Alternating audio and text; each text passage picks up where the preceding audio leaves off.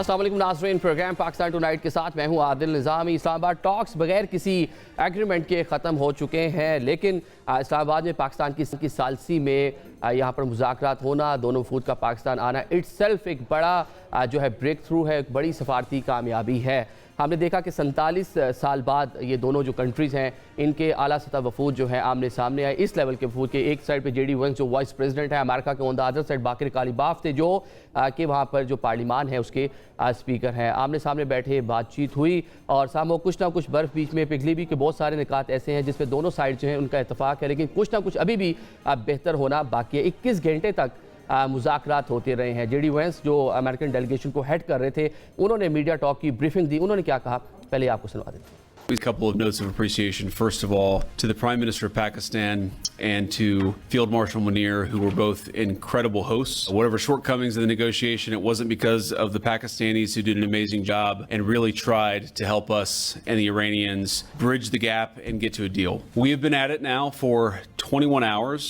Is that we have not reached an agreement, and I think that's bad news for Iran much more than it's bad news for the United States of America. So we go back to the United States having clear what our red lines are, what things we're willing to accommodate them on, and what things we're not willing to accommodate them on. We've made that as clear as we possibly could, and they have chosen not to accept our terms. We just could not get to a situation where the Iranians were willing to accept our. We were quite flexible. We were quite accommodating. The president told us, you need to come here in good faith and make your best effort to get a deal. We did that. And unfortunately, we weren't able to make any headway. ये आपने US vice president JD Vance को सुना जो पूरे मुज़ाकरात पर एक तो पाकिस्तान के मोतरफ है, ना सिर्फ वो बल्कि फ्रीकैन पूरी दुनिया पाकिस्तान की मोतरफ है कि बिलाखिर आफ्टर 47 ईयर्स पाकिस्तान कामयाब हुआ है। पाकिस्तान की वजह से सफारती जो पाकिस्तान ने महाज पर पूरी कोशिश की कि दोनों फ्रीकैन को टेबल पर बैठा दिया। ऑन द अदर साइड में बताया कि पूरी जो चीज़ें हैं सामने रख दी गई हैं, रेड लाइन्स हैं, और एक जो चीज़ नज़र आती है उनकी बात में भी कि एक डिसट्रस्ट नज़र आ रहा है दोनों साइड पर। तो शायद ये पहली मीटिंग में ख़त्म भी नहीं होना था। बाकिर कालिबाफ जो कि ईरानी पार्लिमान के स्पीकर भी हैं, ईरानी डेलीगेशन को हेड कर रहे थे, उन्होंने भी सोशल मीडिया पर अपना जो है पैगाम जारी किया इस्लामाबाद से वापसी पर। उन्होंने क्या कहा वो भी आपको बता देते हैं। उन्होंने कहा कि मुज़ाकरात से पहले ही कह दिया था कि गुज़िश्ता 2 जंगों के बाद जो उनके तजर्बात रहे हैं, जो मुखालफीन हैं उन पर एक दूसरे का पहले भरोसा नहीं होगा, ख़ुसूसन ईरान जो है वो उस तरह से रिलाय अमेरिका पर नहीं कर सकता। अमेरिका ने ईरान की मंतक को समझ लिया है, अब वक्त आ गया है कि वो फैसला करें आया वो हमारा एतमाद हासिल कर सकते हैं या नहीं कर सकते। फिर उनका ये भी कहना था कि ईरानी कौम के हकूक़ की पासदारी के लिए फ़ौजी जदोजहद के साथ डिप्लोमेसी जो है वो दूसरा रास्ता है जिस पर ईरानी कौम तैयार है। कि पूरा कंसेंसस था कि जब डेलीगेशन पाकिस्तान आता है तो जो 9 करोड़ जो ईरानी हैं उनकी सपोर्ट हासिल थी, और हमने ये भी देखा कि जो वहाँ पर आला शख्सियात हैं उनकी जानिब से पूरी एक बैकिंग की गई इस पूरे मामले को। और अब जो स्टेटमेंट्स आ रही हैं, आज हमने देख लिया मसूद पज़ेश्कियान जो उनके प्रेसिडेंट हैं उन्होंने भी कुछ इसी नोयत का इज़हार ख्याल किया है कि और डिप्लोमेसी को रास्ता देना चाहिए। आज उनकी जो रूसी हम मनसब हैं उनसे भी बातचीत हुई थी। ये पूरी सूरत हाल जो दोनों साइड्स पाकिस्तान में मौजूद थे, ये तो उनके बयानात हैं।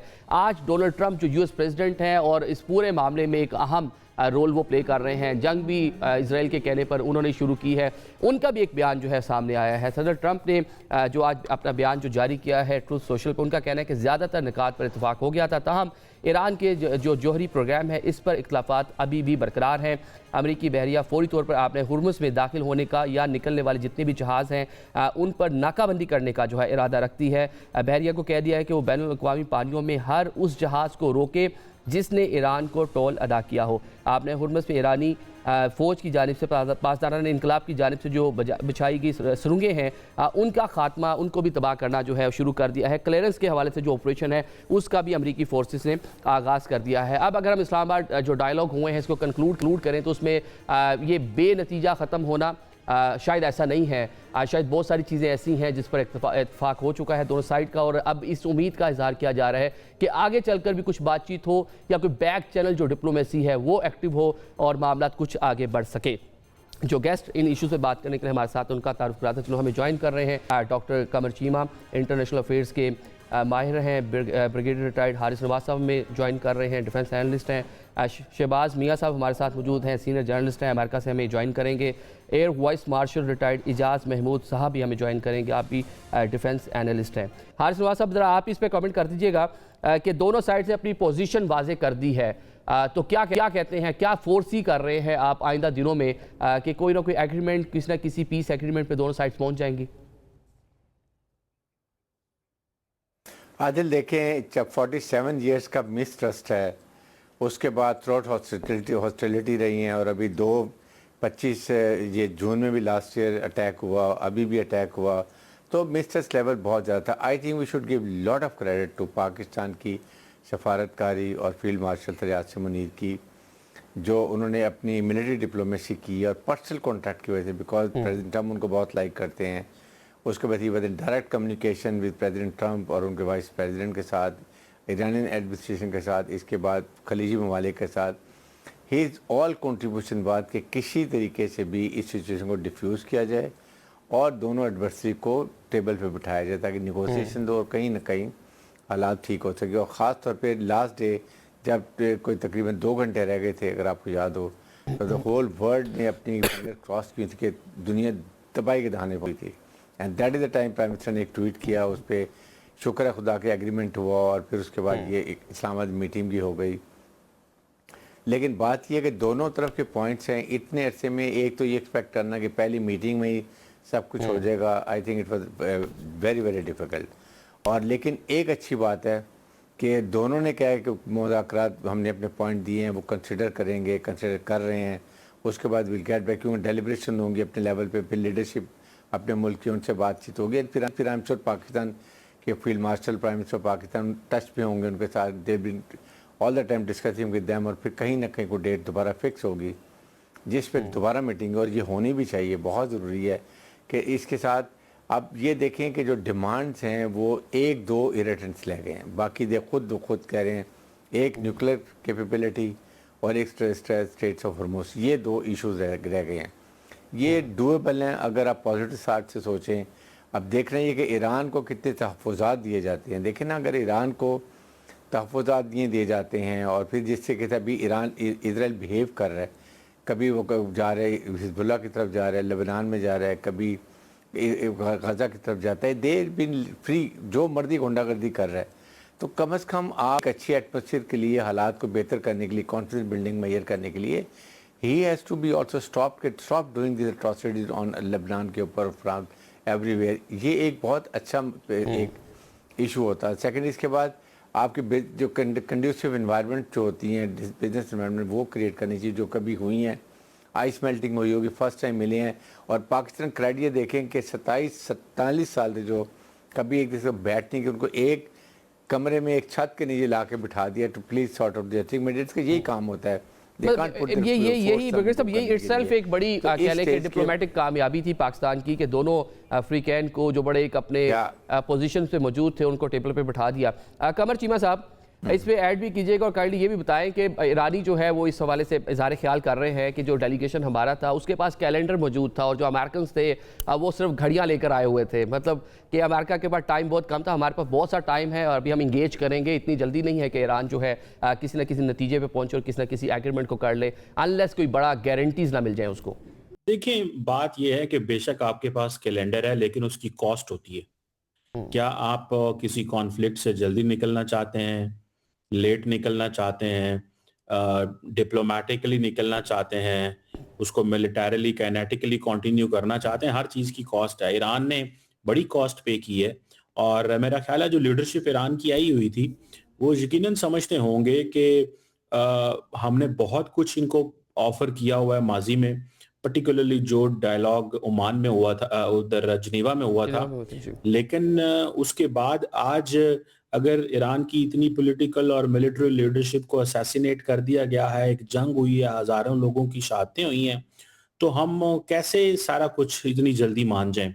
और ईरान समझता है कि वो एक एडवांटेजेस पोजीशन में है। तो मेरा ख्याल है हमेशा टॉक्स करना मुश्किल ही होता है, कोई इतना आसान नहीं होता। और वैसे भी कई दफा आप टॉक्स को कामयाब इस वजह से भी नहीं होने देते कि जी अभी तो हम पहली दफा मिल रहे हैं तो पहली दफा सारा कुछ हो जाए। हालांकि हम लोग, बहुत सारे लोग ये समझ रहे थे कि अगर अमेरिका के वाइस प्रेसिडेंट आए हैं, ईरान का इतना हाई पावर डेलीगेशन आया हुआ है, तो ये कुछ ना कुछ का बैकग्राउंड पे काफी होमवर्क हो चुका हुआ है और चीजें बस कंक्लूड होंगी और कुछ एक दो चीजें रह जाएंगी। बहरहाल जो इम्पोर्टेंट चीज ये है कि वाइस प्रेसिडेंट ने भी और ईरानी डेलीगेशन ने भी बहुत मुस्बत बात की है। अभी तक कोई जो सीज फायर है वो इंटैक्ट है। अगर ब्रेक थ्रू नहीं हो सका तो कोई टॉक्स कोई ब्रेक जो डाउन भी नहीं हुई। तो चीजें जो हैं वो अभी मुस्बत डायरेक्शन में है। हाँ, ये जो अभी ट्रम्प साहब ने अभी बात की है, इसमें थोड़ा सा है कि ये इसकी इम्प्लीकेशंस हैं, क्योंकि उनके ऊपर प्रेशर है ट्रम्प के ऊपर। एक तो प्रेशर ये है कि ईरान इस वक्त स्ट्रेट ऑफ हार्मुज को कंट्रोल कर रहा है वन वे और दी अदर। ट्रम्प साहब के जो अमेरिका के एलाइज हैं खित्ते के अंदर, वो भी महसूस कर रहे हैं कि भाई आपने किया क्या है, आपने तो स्ट्रेट ऑफ हार्मुज ईरान को दे दी है, हम कहाँ खड़े हुए हैं, हम टेबल पे नहीं बैठे हुए, तो हमारे इंटरेस्ट कौन वॉच करेगा। तो मेरा ख्याल है कि मल्टीपल चीजें हैं, और अगर ये जो अमेरिकन ये समझते हैं कि ईरान को फंडामेंटल राइट जो है उसका, जो कि सिविल न्यूक्लियर टेक्नोलॉजी रखने का है, वो नहीं होना चाहिए, तो ये देखें ईरान ने बहुत बड़ा फैसला करना है। और ये वो अगर, क्योंकि वो आईईए के मेंबर भी हैं, एनपीटी भी उन्होंने साइन की हुई है, तो एक यूएन मेंबर को, आईईए के मेंबर को उसके फंडामेंटल राइट से कहना कि जी दस्तबरदार करवा देना और कहना कि नहीं आप ये नहीं कर सकते, ये एक ऐसी चीज है। और वो भी जब ईरान का इतना लंबा चौड़ा नुकसान होगा, तो जारी बात है इसकी एक पॉलिटिकल कॉस्ट होगी इस गवर्नमेंट के लिए जो ईरान के अंदर है। ये जो तो मेरा ख्याल है कोई पॉलिटिकल आसान कॉस्ट चीजें जो नहीं है होती। वो तो ईरानियों के लिए भी है, उनकी जो वहाँ पर लीडरशिप है उसके लिए भी है, नेतन्याहू के लिए भी, और साथ में डोनाल्ड ट्रंप के लिए भी है। मियां साहब, आप अमेरिका में मौजूद है, ये बताएं कि अमेरिका में बैठकर इस पूरी जो डायलॉग हो रहे थे, इस्लामाबाद अकॉर्ड था, क्या तवक्कुआत थी और कितनी हद तक जो है वो पूरी होती नजर आई, और कौन कौन सी ऐसी चीज़ें जहाँ पे नजर आया कि जो चीज़ें सोच रहे थे अमेरिका में बैठे हुए लोग जो नहीं हो पाई? क्योंकि पॉलिटिकल कॉस्ट की भी बात की है चीमा साहब ने, आगे मिड टर्म इलेक्शन होने जा रहे हैं, जेडी वेंस आए थे, जंग के मुखालिफ थे, ओपनली उसके हवाले से बयान दे रहे थे। जी बहुत शुक्रिया। अमेरिका के अंदर अगर आप देखें तो जो एक फिजा थी कि सबसे पहले तो ये कि ये डायलॉग हो कहाँ रहे हैं, कौन बात कर रहा है, कि पाकिस्तान बात कर रहा है, तो इसको पहले तो यहाँ का जो मेन स्ट्रीम मीडिया है वहां पे कोई इतना सीरियस नहीं लिया गया था। लेकिन जब बात आगे बढ़ी और ये मालूम हुआ कि हाई पावर डेलीगेशन जो है यूएस का वो पाकिस्तान जा रहा है, तो उसके बाद फिर इस बात को बहुत सीरियस लिया गया और फिर इस पे बहुत आर्टिकल्स लिखे गए और इसके साथ साथ बहुत पॉडकास्ट हुए और बहुत ज्यादा जो है इस पे डिबेट हुई और बहुत जो एक पॉजिटिव इमेज था पाकिस्तान का वो उभर कर सामने आना शुरू हुआ। और उसके बाद जो आपने तवक्कुआत की बात की, तो तवक्कुआत जो हैं वो जो दो मेन पॉइंट्स हैं उस पे यहाँ पे है कि जो आबनाए हुर्मज है उसको फौरी तौर पे खुलना चाहिए, क्योंकि अगर अमेरिका की बात करें तो अमेरिका के अंदर इस जंग से जो आम आदमी मुतासर हुआ है किसी हद तक, वो मुतासरी नहीं है जो कि ईरान के शहरी हैं। यहाँ अमेरिका के अंदर सिर्फ और सिर्फ जो ऑयल की प्राइसेस हैं वो इंक्रीज हुई हैं और इन्फ्लेशन रेट जो है वो किसी हद तक बढ़ा है। तो ये दो बुनियादी चीजें हैं जिसकी वजह से लोगों का इंटरेस्ट है कि इस वॉर के अंदर अमेरिका की जीत हो और जो हमारे टारगेट्स हैं वो अचीव हो, ताकि जो लाइफ है बैक टू नॉर्मल हो और प्राइसेस जो है वो वापस जाए। अमेरिका की जो इकॉनमी है उसने भी देखा, लेकिन साथ में जो डोनाल्ड ट्रंप है 2 साल पहले इन्हीं दिनों में वो कैंपेन कर रहे थे और उनका जो नैरेटिव था कि जंगें ख़त्म करवानी है, ग्रेट अमेरिका, अमेरिका में ग्रेट अगेन, मतलब पूरा अमेरिका को दोबारा से अजीम बनाना है, डिफरेंट किस तरह के स्लोगन्स हम उनके देख रहे थे। लेकिन जब पावर में आए हैं तो सारे की सारी चीज़ें जो आवाम से वादा करके उन्होंने वोट लिया था उसको फुलफिल करते नजर नहीं आए। तो जो मिड टर्म इलेक्शन होना है आगे चलकर, उसमें आवाम जो है अपना वो गुस्सा जो उसमें होगा कि उन्होंने जनाब जंगें ख़त्म करवाने पर वोट लिए थे और जंगें उन्होंने शुरू कर दी दुनिया की कई रीजन में, ऑल दो ख़त्म कराने का भी क्रेडिट लेते हैं, लेकिन शुरू भी बड़ी जंग जो उन्होंने शुरू कर जिसमें अमेरिका खुद इन्वॉल्व हो गया। तो इस पर कितना इफेक्ट आएगा मिड टर्म इलेक्शन पे? देखिए अभी मिड टर्म इलेक्शन नवंबर में है और इसमें 7 माह बाकी हैं और ये बिल्कुल कहना कबल वक्त है कि सदर ट्रंप जो हैं जो मिड टर्म इलेक्शन जो है रिपब्लिकन्स वो हार जाएंगे। मुझे ऐसी कोई बात नजर नहीं आती अभी, क्योंकि अभी काफी टाइम है और बहुत सारी चीजें तब्दील होना बाकी हैं। और जहां तक अगर हम बात करें कि मीडिया की, अगर यहाँ पे यूएस का जो मेन स्ट्रीम मीडिया है तो वो हमेशा से जो प्रो डेमोक्रेटिक रहा और एंटी ट्रंप रहा है। और जो मासवाई मेन स्ट्रीम की बात करें फॉक्स को छोड़ के, बाकी रीजनल मीडिया जो हैं वो प्रो रिपब्लिकन जरूर हैं। तो एक फिजा है कि शायद वो इलेक्शन हार जाएंगे। ये जरूर है कि किसी हद तक के जो सदर ट्रंप हैं उनकी मकबूलियत में किसी हद तक कमी आई, जो सर्वे आते हैं, लेकिन ये चीजें वक्त के साथ साथ तब्दील होती रहती हैं। लोग यहाँ के जो अवाम हैं, जो अमेरिकन सिटीजन हैं, वो कहते हैं कि हमने जिस मकसद के लिए वोट किया था सदर ट्रंप को, वो बड़ी हद तक वो पूरा करते हुए नजर आ रहे हैं। सिर्फ उनकी ये एक चीज नहीं देखी जा सकती कि इंटरनेशनल उनकी क्या पॉलिसीज हैं, क्या वो इकदाम कर रहे हैं, उसके साथ साथ जो लोकली जो इकदाम कर रहे हैं वो उनके लिए ज्यादा इंपॉर्टेंट है, उनकी मईशत के लिए और बाकी उनके जो टैक्स के मामलात हैं या उनकी रोजमर्रा की जिंदगी है, उस हवाले से। तो अगर अमेरिका जो जिस तरह सदर ट्रंप ने अभी बिल्कुल 1-1.5-2 घंटे पहले जो उनका लास्ट सोशल मीडिया पे जो बयान आया है उस हवाले से कि आबनाए हुर्मुज़ का जो हम टेक ओवर कर रहे हैं और हम बिल्कुल किसी किस्म का जो बताखोरी है जो ईरान करना चाहता है उसको काबिल कबूल नहीं करेंगे और बाकी तमाम जो वहां से गुजरने वाले जहाज हैं उनको रिपोर्ट करेंगे। तो ये जो अमेरिका का वर्ल्ड ऑर्डर है वो उसको भी रखना जो है वो अमेरिका की सदर ट्रंप की जरूरत है और वो इस हवाले से बहुत सीरियस है।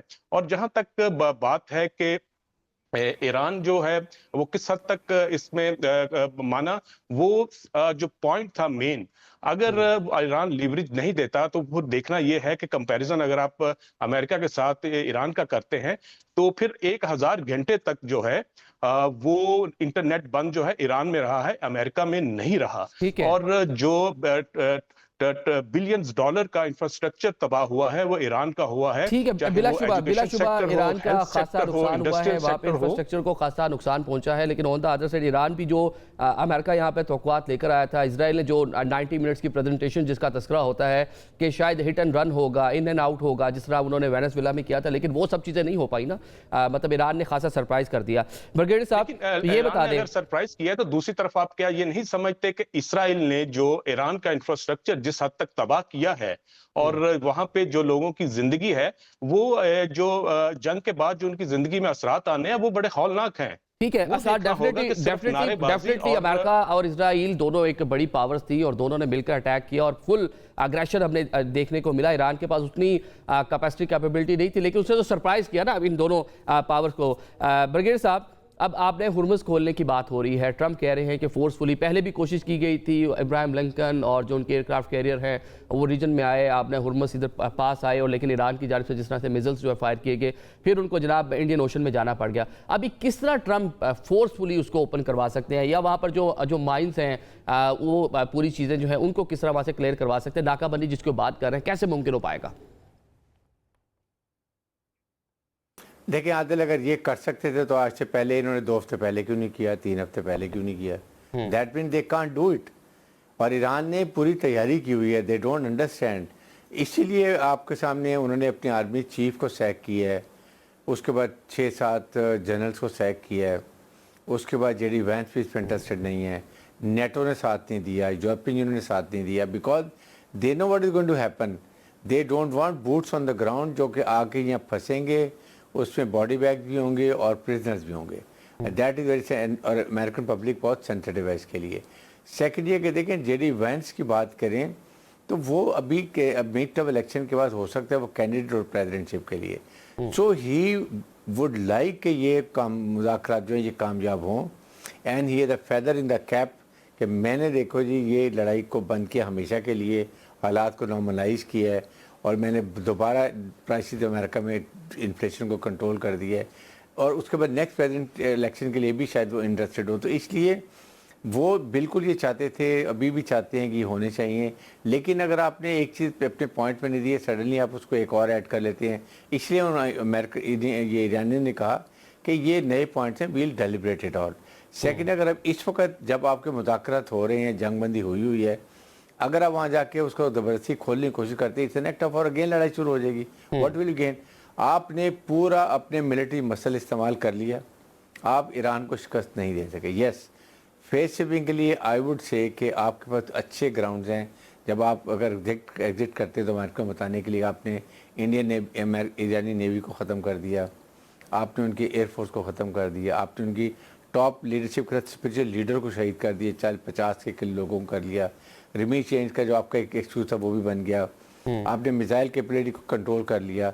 ये चीज़ें आप जो अब डन इट, सो इसका मतलब कि नाउ अगर वो all the more reason from America से इस्लामाबाद आए हैं, जो कि हमारी ज़ाहिर एक बहुत बड़ी सफारतकारी भी है, फील्ड मार्शल लास्ट मुनीर की बहुत बड़ी काविशें भी हैं, तो इसका मतलब they are very serious about it. The only thing is कि अब यहाँ पर देखना ये है कि ईरान कितनी जल्दी अपने जो जवाब देता है और अमेरिकन जो होते हैं वो ईरान के पॉइंट्स को लेके कितना डेवलप करते हैं। It's not one way traffic. अगर आप ये कहें कि हमने ईरान को पॉइंट दे दिए हैं, up to them to decide, it will not happen. Both side have to give and take किया जाता है जब भी नेगोशिएशन होते हैं, और यही आर्ट ऑफ एक नेगोशिएशन है कि आप परसू करते हैं नेशनल ऑब्जेक्टिव्स को, लेकिन जहाँ पॉसिबल उसको कर लेते हैं। तो ये बड़ी difficult situation, I don't think America will go openly to open the ये इसको स्ट्रेट्स ऑफ हॉर्मूज के लिए, unless some there is compromise, कहीं ना कहीं इसका बैठ के हल निकाल लिया जाता है। ठीक है, जो ब्लॉकेड की बात कर रहे हैं चीमा साहब ट्रंप, ये तो एक्ट ऑफ वॉर है, फिर सीज फायर का मुस्तकबिल क्या होगा अगर आइंदा 1 से 2 रोज़ में इस तरह की कोई एक्टिविटी वहाँ पर होती है और किसी जानिब से भी दोबारा से जंग का आगाज़ हो जाता है? फिर सीज फायर जो 21 तक है उस पर भी एक खतरात हम देख रहे हैं। देखिए, सीज फायर तो इंटैक्ट है, उसके हवाले से किसी ने बात नहीं की, और मेरा ख्याल है 15 दिन का है सीज फायर। ये सीज फायर जो है ये चलेगा, और लेकिन जो ट्रंप साहब ने जो ऐलान किया है चीमा साहब, उन्होंने कहा जी क्लियरेंस करनी है, उन्होंने वहाँ से जो माइंस हैं उनकी, और साथ में जनाब उन्होंने नाकाबंदी करनी है वहाँ पे। जब अमेरिकन फोर्सेस वहाँ पे आएगी, जहाँ पे पाकिस्तान इनकलाब इतने दिन से क्लेम कर रहे हैं कि हमारी इजाज़त के बगैर कोई शिप भी यहाँ से क्रॉस नहीं हो सकता, और जिसको उन्होंने एग्जीक्यूट करके भी दिखाया कि बहुत सारी जो शिप्स वहाँ पर आई उनको अटैक भी किया गया। देखिए, मैं ज़ाती तौर पे ये समझता हूँ कि ये जो ट्रंप साहब का ये प्लान है कि वो वहाँ पे जाके जो माइंड स्वीपर्स भेजना चाहते हैं, और वो चाहते हैं कि अगर एक साइड पे ईरान खड़ा है तो दूसरी साइड पे वो खड़े होंगे, और वो टॉल लेना चाहते हैं, या वो अपना कोई उस पे कोई फ्रेमवर्क एस्टैब्लिश करना चाहते हैं, तो देखिए वो करने को तो कर सकते हैं, लेकिन उस चीज की भी कॉस्ट है। पहले तो आपने जिस इलाके में अमेरिकन मिलिट्री जाएगी या उन्होंने जो ब्लॉकेड किया होगा वो कहाँ पे होगा, पहले तो ये समझने की जरूरत है। दूसरा, क्या वो उस एरिया में जाएंगे जहां पे माइंस हैं, उनको वहां से वो माइंस रिमूव करेंगे, मतलब कहाँ पे करेंगे? और दूसरी बात यह है कि जो कॉरिडोर ईरान ने बनाया है, उस कॉरिडोर से तो शिप्स गुजर सकती हैं, तो ईरान तो ट्रंप साहब क्या जो है वो स्टेट ऑफ हार्मुज के एग्जिट एंट्री पे खड़े होंगे, उनकी आर्मी नेवी वहां पे खड़ी होगी। सो मेरा ख्याल है बहुत सारी चीजें हैं। मुझे इतना ही लगता है कि वो जो सिलेक्टिव इस्तेमाल करना चाहता है ना ईरान, कि इस शिप को गुजरने दें और इस शिप को ना गुजरने दें, मेरा ख्याल है इसको रोकना चाहते हैं। और प्लस यूएई और बाकी ममालिक का भी ये प्रेशर तो होगा कि आप ये क्यों कर रहे हैं। और तीसरा, अभी जिस तरह बात की जा रही थी कि जो अमेरिका जो है वो अपना एक समझता है कि जी मेरा वर्ल्ड ऑर्डर है, उस वर्ल्ड ऑर्डर में ये कैसे हो सकता है कि जो सी लेन्स के अंदर जो कम्युनिकेशन होनी है वो इंटरनेशनल वाटरवेज में कोई मुल्क जो है वो कहे कि यहाँ पे नॉर्मल जो है वो कार्गो ट्रैफिक या कमर्शियल ट्रैफिक नहीं गुजर सकती, ये कैसे मुमकिन हो सकता है? तो वो ये समझते हैं कि ये जो फ्री फ्लो ऑफ मूवमेंट है कमर्शियल ट्रैफिक, ये against international law and so on and so fourth. तो मेरा ख्याल है इन चीजों को वो करना चाह रहे हैं। बाकी ईरान जो है उसने एक खास पैसेज बनाया हुआ है, बाकी पैसेज जितना भी स्टेट ऑफ हार्मुज है उन्होंने कहा है जी कि यहाँ माइंस लगी हुई हैं। अब बर्तानिया और बाकियों को अमेरिकन कहना चाहते हैं आए और इन माइंड स्वीपर्स वो कहते हैं भेजें, ताकि इसको हम यहाँ से क्लियर करें और हम कहें, और फिर उसके ऊपर अपना कंट्रोल बनाए, और ईरान जो है जो उसका पैसेज है वो उस पर रहे। तो फिर वो वहां देखेंगे ईरान क्या करता है। ईरान क्या फिर भी मना करता है ममालिक को कि यहाँ से ना गुजरिएगा। ठीक है, लेकिन अगर ये भी बड़ी नेवी है चीमा साहब, बड़ी इंटरेस्टिंग सूरत हाल डेवलप होगी ना कि जब अमेरिका कहेगा इंग्लैंड को या नेटो को के साथ आएं, या फिर साथ में जो जीसीसी ममालिक हैं जो पहले भी कुछ ना कुछ ओफेंड हैं खासे ईरान से, वो साथ मिलकर जब खुलवाने के लिए पहले तो आता कौन है, अगर आएंगे तो फिर सूरत हाल क्या नई डेवलप होगी, जरा इस पर बात कर लेंगे। उससे पहले जरा एक ब्रेक ले लेते हैं।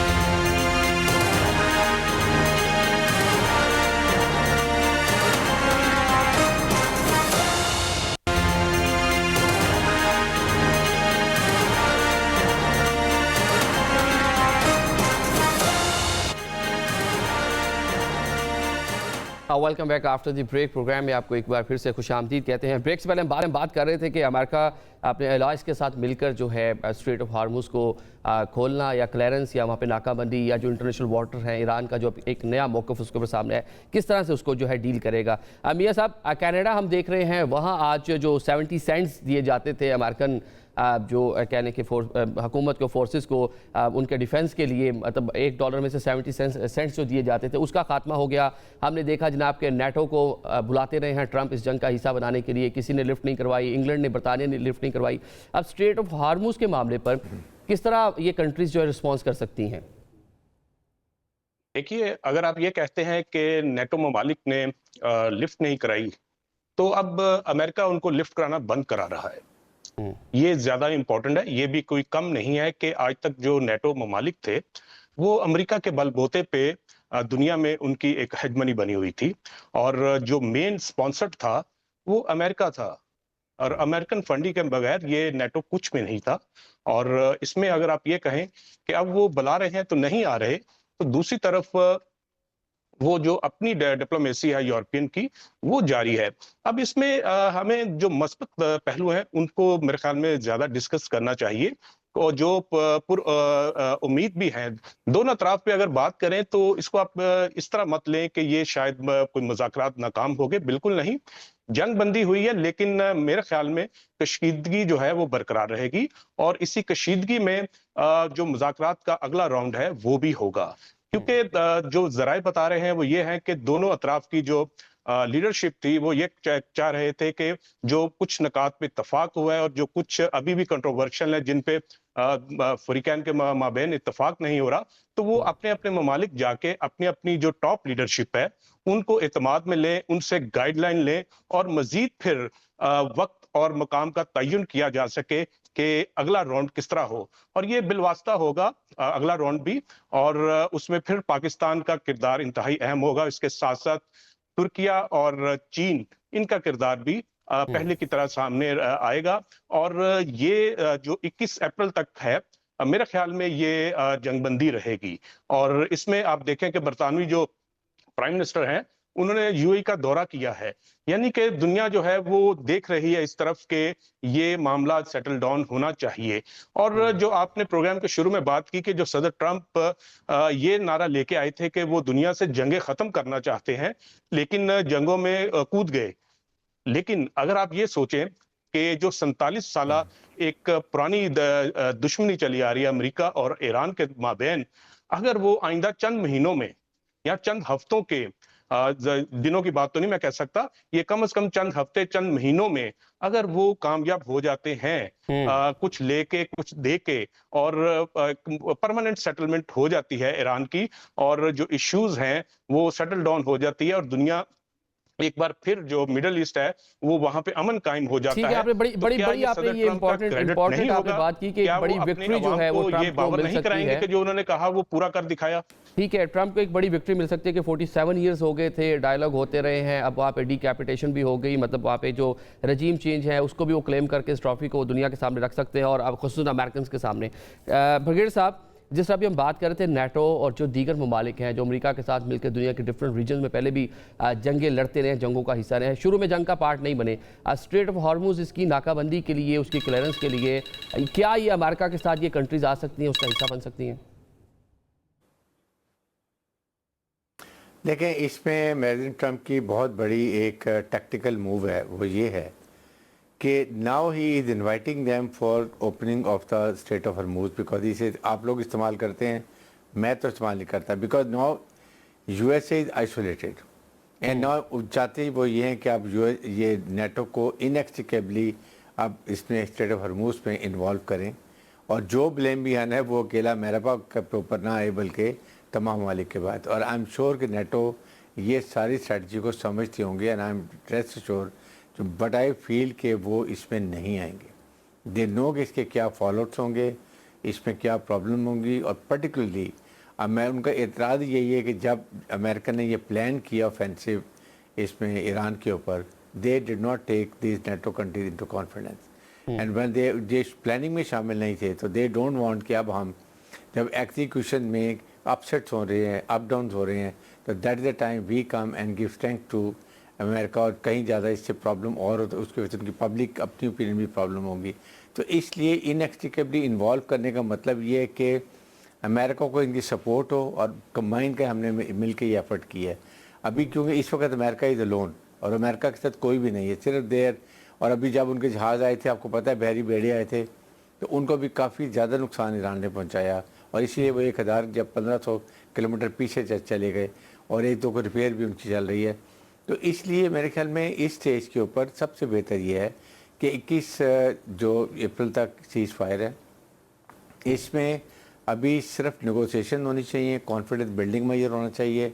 ये बहुत बड़ी कोशिश है जो कि 47 ईयर्स की एक आइस मेल्टिंग हो रही है। ये क्रेडिट प्रेसिडेंट ट्रम्प भी ले सकते हैं, पाकिस्तान ने तो लिया ही और लेना भी चाहिए, राइटली तो लिया है। और इसके साथ ये बहुत ज़रूरी है। और खलीजी ममालिक से देखें, ये फील्ड मार्शल ने यकीन करें जो फील्ड ये खलीजी ममालिक को और ईरान को आपस में क्लैश होने से बचाया, इस ए बिग जॉब। क्योंकि यहाँ पर भी ये इसराइल ने कोशिश की कि ये कहीं सेक्टेरियन क्लैश कर लिया जाए शिया सुन्नी का। और इसलिए जब इसराइल ने मिसाइल मारे हैं ईरान के ऊपर, ईरान ने फिर पेट्रोकेमिकल हब के ऊपर किया, that was very difficult time. वहाँ पर ये तो एग्जर्ट अ लॉट हमारे फील्ड मार्शल को। और फिर आई थिंक 2 दिन पहले दोनों वज़ीर ख़ारिजा की आपस में बात भी हो गई, जिससे काफ़ी ज़्यादा चीज़ें कूल डाउन हुई हैं। तो इस वक्त और इवन ये सीज़ फायर कुछ एक्सटेंड भी हो सकती है अगर मुज़ाकरात एक सिटिंग होती है और उसके बाद फिर पॉजिटिव है, तो मे भी एक और सिटिंग हो। क्योंकि इतने अर्से की जो मिसट्रस्ट है, ये 1-2 सिटिंग में करना बहुत मुश्किल होता है। और आई थिंक ये बहुत बड़ी एफर्ट ही है कि हमने यहाँ कर बिठा लिया। और आपके सामने आप अपने ईस्ट में देख लें, इंडिया में क्या सफ़े मातम मचा हुआ है, क्या प्रॉब्लम हो रही हैं। तो इस वक्त इसको और अमेरिका ने पूरा अपना मसल जो है ना वो इस्तेमाल कर लिए, military might, but they could not defeat, officially can't defeat Israel, ये ईरान को। इसलिए वो भी समझते हैं कि इस वक्त बेहतर यही है कि मुज़ाकरात किए जाएं। और ईरान को भी चाहिए, सबसे बेहतर जब निगोशिएट करते हैं तो गिव एंड टेक होता है, कि not compromising on your national interest. जहाँ भी आप गिव एंड टेक कर सकते हैं ज़रूर करें। आपने भी जो अमेरिका की मिलिट्री माइट की बात की, पूरा जोर लग गया, मतलब जो अहदाफ हासिल करना चाह रहे थे वो नहीं हो पाए। चीमा साहब, स्ट्रेट ऑफ हॉर्मुज़ जो है, इसकी क्लियरेंस जो है वो एक बड़ा मुश्किल काम होगा। जिस तरह वहाँ पे इस टाइम ईरानियन जो उनकी डोमिनेंस फिलहाल हमें नज़र आ रही है, तो कौन से ममालिक ऐसे हैं जो ज्वाइन कर सकते हैं? बल्कि अमेरिका के जो पुराने जो उसके अलाइज हैं वो भी कुछ ना कुछ उससे बैकफुट पे होते चले जा रहे हैं। आज कैनेडियन प्राइम मिनिस्टर को आपने उनकी स्टेटमेंट सुनी होगी। चीमा साहब, क्या लगता है कि कौन साथ खड़ा होगा इस पूरे मामले पर अमेरिका की?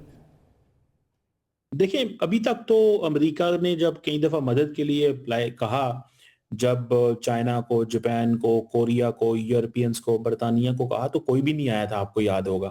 तो मुझे लगता है कि ये एक ऐसी चीज थी जिसपे थोड़ा सा वो आता है कि क्यों नहीं अमेरिका की मदद को आ रहे। उसकी वजह ये है कि वो समझते हैं कि ये एक ऐसी जंग है जो अमेरिका ने हमसे पूछे बगैर शुरू की, और ये जंग जो है वो इजराइल के कहने पे शुरू की गई। तो मुझे लगता है कि ये चीज़ जो है, ये चीज़ ज़रूर उनको बार बार वो कह रहे हैं कि ये हमारा नेशनल इंटरेस्ट नहीं। आपको याद होगा बरतानिया के वज़ीर आज़म ने कहा था हमारा नेशनल इंटरेस्ट ज़रूर हम देखेंगे। और जर्मनी ने भी कहा था कि हम समझते हैं कि हमारी सिक्योरिटी कंप्रोमाइज़ नहीं हो रही है, हमारा नेशनल इंटरेस्ट नहीं है। स्पेन, इटली सब बोले। तो मुझे लगता है कि ये कुछ ऐसा मौका है जिसमें अमेरिका ने, क्योंकि अपने एलाइज से नहीं पूछा, तो और अमेरिका एक्सपेक्ट कर रहा था कि मैं इनको बोलूंगा तो ये आ जाएंगे, तो वो नहीं आए। तो ये चीज थोड़ी सी एक प्रॉब्लमैटिक जो है वो मुझे नजर आ रही है।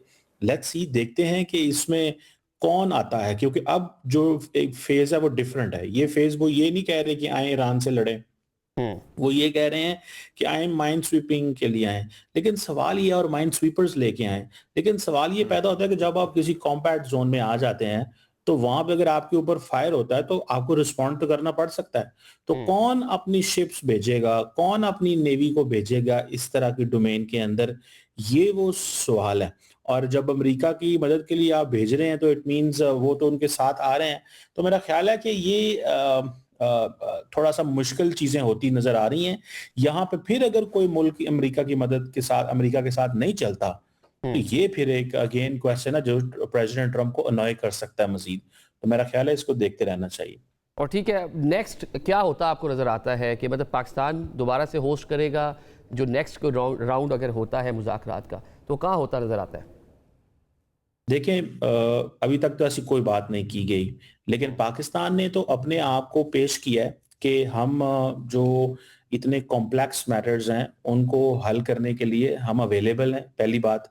दूसरी बात ये है कि बहुत अच्छा रिस्पांस आया।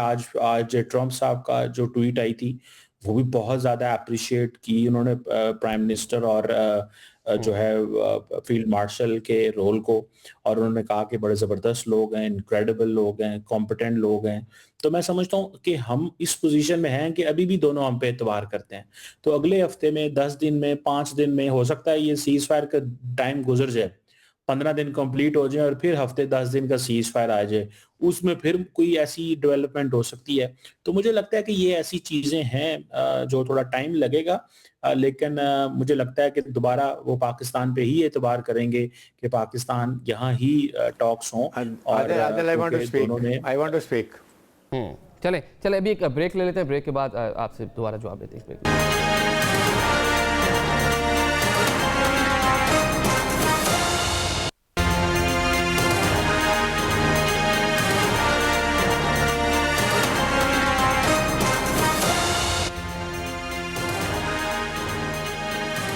Welcome back after the break. Programme में आपको एक बार फिर से खुशामदीद कहते हैं। ब्रेक से पहले हम बात करते हैं स्ट्रेट ऑफ हॉर्मुज़, उसकी नाकाबंदी करने का डोनाल्ड ट्रंप ने ऐलान किया है, क्योंकि डोनाल्ड ट्रंप इससे खासे ऑफेंड नज़र आ रहे हैं कि ईरान वहाँ से टोल ले रहा है और कुछ मखसूस जो कंट्रीज़ हैं, ममालिक हैं, उनके जो कह लें कि टैंकर्स हैं, सिर्फ उनको ही गुजरने की वहाँ से इजाज़त है। AVM एजाज महमूद साहब ने भी हमें ज्वाइन कर लिया। एजाज साहब, ये बता दें कि कितना आसान होगा आपने हुर्मुज़ की नाकाबंदी करना अमेरिका के लिए? हमने देखा कि पहले भी पूरी स्ट्रेंथ अमेरिका ने अपनी मिलिट्री माइट वहाँ पे इस्तेमाल की, लेकिन वो जो नताइज हासिल करना चाहते वो नहीं कर पाए। वहाँ पर जो ईरानी फोर्सेस हैं, टोटल उनका गलबा रहा। बिल्कुल, देखें, आबनाए हुर्मुज़ का जो कंट्रोल है ये जंग की वजह नहीं थी। ये जंग के दौरान ये एक सेंटर ऑफ ग्रेविटी के तौर पे ये चीज़ इमर्ज हुई। ईरानियन लीडरशिप ने इस चीज़ को रियलाइज़ करते हुए उन्होंने इसको स्ट्रेटजिकली और मिलिटरीली बड़े एहसन तरीके से उन्होंने इस चीज़ को प्ले किया। और अगर 2 डिस्ट्रॉयर्स के लिए स्ट्रेट ऑफ हुर्मुज़ का कंट्रोल संभालना, पहली बात तो ये है कि कंट्रोल लेना जो खुद एक बहुत बड़ा चैलेंज है, और अगर कंट्रोल लेना और फिर उसको संभालना अगर अमेरिकन साइड के लिए मुमकिन होता तो फिर तो ये सारे मुज़ाकरात ही ना होते और ये सारी एफर्ट्स ना होती, और ये जंग के तीसरे या चौथे हफ्ते में अमेरिका ये काम कर चुका होता। लेकिन जो इस स्ट्रेट ऑफ हुर्मुज़ की जो ज्योग्राफिक पोजीशन है और इसके साथ ईरान का जिस तरीके से इस पे कंट्रोल है, क्योंकि ये उनके साथ कॉन्टिग्यूअस एरियाज हैं, तो वो तो बिल्कुल हमें पहले दिन से नज़र आ रहा है कि ये बावजूद इसके कि ये अमेरिका के एजेंडा पर रही है ये चीज़, लेकिन उनके लिए ये डूएबल नहीं था। और किसी तरह भी उन्होंने, ये तो 2 डिस्ट्रॉयर्स हैं, इससे पेशतर आपको याद होगा कि उन्होंने अपने 2 कैरियर टास्क ग्रुप भी इधर मूव किए, लेकिन फिर उनको ईरानियन पोस्चरिंग की वजह से उनको उन्हें रिट्रीव करना पड़ा। तो मेरा नहीं ख्याल कि ये चीज़ जो है ये किसी तरह भी जो है ईरान, अब जबकि उनको इसकी स्ट्रेंथ का अंदाज़ा हुआ है कि किस तरह ये एक जो वाटर चैनल है इसका कंट्रोल किस तरह उनको एक ऑफेंसिव और बेहतर डिक्टेटिंग पोजीशन में ला सकता है, तो वो अपने तमाम तर रिसोर्सेज इधर डाइवर्ट करके भी ये कंट्रोल रिटेन करने की कोशिश करेंगे। और ये मेरा नहीं ख्याल कि अमेरिकन जो रेटोरिक्स हैं वो उसको हम अमली जामा पहने हुए नहीं देख रहे। ठीक है, मतलब जब वॉर का आगाज़ हुआ तो उस टाइम ये इशू नहीं था, ये किसी ने सोचा भी नहीं होगा स्ट्रेट ऑफ हॉर्मुज़, जिसका ईरान खुद क्लेम कर रहा था कि इसको हम चौक कर देंगे, बंद कर देंगे, लेकिन उसके कॉन्सिक्वेंसेस क्या होंगे किसी के भी माइंड में नहीं। तो इस टाइम सबसे बड़ी कह लें कि अमेरिका का जो मुतालबा उनमें से एक मुतालबा इसको जो है ओपन रखना है। मियाँ साहब, आज हम देख रहे हैं कि डिफरेंट नोयत के डिफरेंसेस जो हैं वो पहले भी थे, लेकिन अब खुलकर उसका इजहार भी हो रहा है।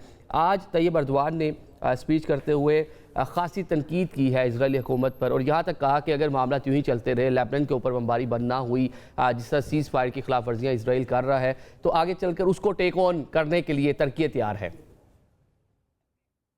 अगर टर्की पहले 40 रोज क्यों तैयार नहीं हुआ, ये एक बड़ा अहम सवाल है। क्या टर्की की क्यों तैयारी नहीं थी कि 40 रोज तक इसराइल अगर ईरान पे बमबारी करता रहा है या लेबनान पे बमबारी करता रहा है, तो तुर्की खामोशी से क्यों देखता रहा है? ये वो एक और मिथ, दूसरी बात जो है, भी थी ना जो कि एक हमने और बाजी की जंगें भी देखी मियां साहब कि यहाँ पे एक मिथ थी कि शायद इसराइल को उस तरह से अटैक नहीं किया जा सकता, वहाँ पे डेविड स्लिंग है, वहाँ पे आयरन डोम है, वो मिथ टूट गई ईरान ने जिस तरह से रिटेलिएट किया। जी ठीक है। अब इस हवाले से अगर ये कहें कि लेबनान और जो इसराइल का मामला है, तो उसमें भी एक जो किसी हद तक पॉजिटिव जो एक डेवलपमेंट है वो भी हुई है। और आपके इल्म में होगा कि यहाँ पे वाशिंगटन के अंदर लेबनान और इसराइल का राब्ता हुआ है, और उनके दरमियान भी जो एक मुज़ाकरात का अमल है वो शुरू होने जा रहा है। मंगल के रोज यहाँ वाशिंगटन डीसी में ये मुज़ाकरात होने जा रहे हैं, जिसमें लेबनान और इसराइल के जो वज़राए ख़ारिजा हैं वो शरीक होंगे, लेकिन हिजबुल्लाह का इसमें कोई जो है वो इसमें नुमाइंदगी नहीं होगी। तो बहरहाल इस चीज़ को एक मस्बत तौर पे देखना चाहिए कि चीज़ें इस तरह आगे बढ़ रही हैं। आप ना हुर्मुज़ की जब बात करते हैं तो इसमें सिर्फ क्या अमेरिका फ्रीक है? बिल्कुल ऐसा नहीं है। अमेरिका का तो आपको पता है बहुत मिनिमाइज़ किस्म का वहाँ से ट्रांसपोर्टेशन है। इसके अलावा जो वहाँ पे यूएई है मेन स्टेक होल्डर, और इसके साथ साथ कतर, क्या उनका जो सब्र का पैमाना है वो लबरेज अब नहीं हो रहा कि ईरान वहां पे जो उनकी मईशत की रीढ़ की हड्डी है मिडल ईस्ट की, वहां पे अगर उनकी गर्दन पे हाथ रखा हुआ है ईरान ने रोक के, तो वो कितनी देर बर्दाश्त करेंगे वो चीजें जो है, और उसका जो खमियाजा है वो पूरा खित्ता भुगत रहा है, बल्कि आधी से ज्यादा दुनिया भुगत रही है, और पाकिस्तान ये बहुत ज्यादा भुगत रहा है। पाकिस्तान के अवाम जो है देखे हमने कि इन्फ्लेशन की सूरत में भी नजर आया, और ऑन द अदर साइड सिर्फ यूएई की बात कर ले तो उसकी जो स्टॉक मार्केट है $120 का वहां के ऊपर क्या नुकसान है। जी ब्रिगेडियर साहब, आप कुछ कहना चाह रहे हैं? जी देखिए, एक तो reportedly but I come to know कि ये जी देखिए, एक तो रिपोर्टेडली मेरे ख्याल में जो है ना जेरेड जो वो भी इस्लामाबाद में हैं, उनके जो है ख़ास तौर पे कोई कुशनर और साथ स्टीव विटकॉफ वो भी इस्लामाबाद में है। मेरे ख्याल में इट्स अ गुड साइन कि हो सकता है कि अभी उसे पाकिस्तान से मुज़ाकरात हो रहे हों। They are still here. मतलब इसके ऊपर मुख्तलिफ किस्म की खबरें आई ना, दिन में इस पर रिपोर्ट हुआ कि वो इस्लामाबाद में मौजूद है, लेकिन बाद में इसकी तरदीद भी आ गई। हाँ, सेकंड ये है कि देखें, अब बात ये सेकंड ये है कि इस वक्त जो स्टेट जो बात की जा रही है, टर्की की बात की जा रही है, और वो भी देखें टर्की ने बिल्कुल इसलिए कि नहीं किया कि जो अभी 2 हफ्ते से जो बातचीत हो रही जब से सीज़ फायर हो रही थी, पहले 2 हफ्ते हुए और उसके बाद 2 हफ्ते और बढ़ गई, जिसकी वजह से टर्की के प्रेसिडेंट ने खुद कहा कि जी हम इस वजह से अभी इसमें इंटरफेयर नहीं कर रहे थे, but Israel is crossing all limits, it has become a बदमाश ऑफ द एरिया। जिस तरीके से वो इस वक्त पागल हुआ है कि वो अपने ज़ियानिज़्म को बढ़ाने के लिए, और उसको ये भी नज़र आ रहा है कि जिस दिन लड़ाई बंद होगी उसी दिन इसका इक़्तिदार भी ख़त्म हो जाएगा, और इसलिए वो अगर ईरान से की तरफ से जंगबंदी हुई है तो उसने उधर जाके शुरू कर दिया। तो ये मेरे ख्याल में अमेरिका को ये भी सोचना पड़ेगा, अभी काफ़ी चेंजेस हो चुकी हैं और उसको ज़रूर कंट्रोल करना पड़ेगा। इसकी वजह से पूरा मिडल ईस्ट अमेरिका से बिट्रेल फील करता है कि हमें इसकी वजह से भी हमें फोकियत नहीं दी गई, हमें छोड़ के इधर प्रोटेक्शन किया है, वी वर लेफ्ट अलोन, जिसकी वजह से आप वो भी रिविजिट करेंगे अपनी सिक्योरिटी एनवायरनमेंट के अंदर।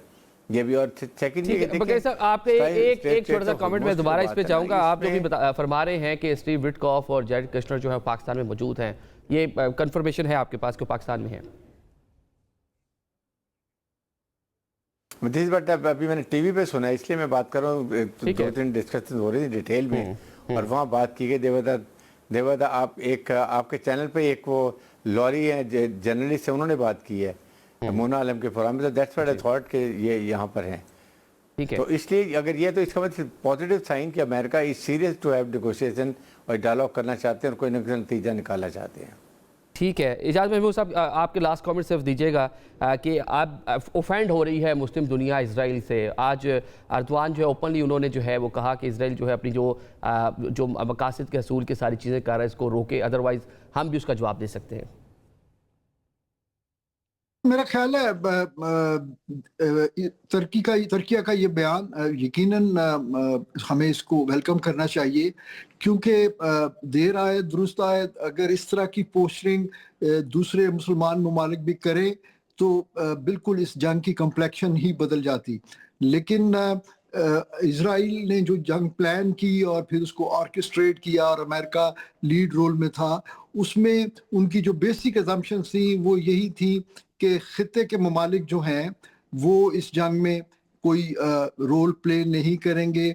बल्कि हमने देखा कि ईरान ने जब अमेरिकन एसेट्स को गल्फ के मुल्कों में अटैक किया तो इसराइल ने बहुत कोशिश की कि किसी तरह ये ममालिक भी बिलखुसूस सऊदिया और यूनाइटेड अरब एमिरेट्स वो भी डायरेक्टली इस जंग में इन्वॉल्व हो जाएं और इसराइल के साथ मिलकर ईरान पर हमला करें। लेकिन मैं इस चीज़ का क्रेडिट पाकिस्तानी लीडरशिप को दूंगा।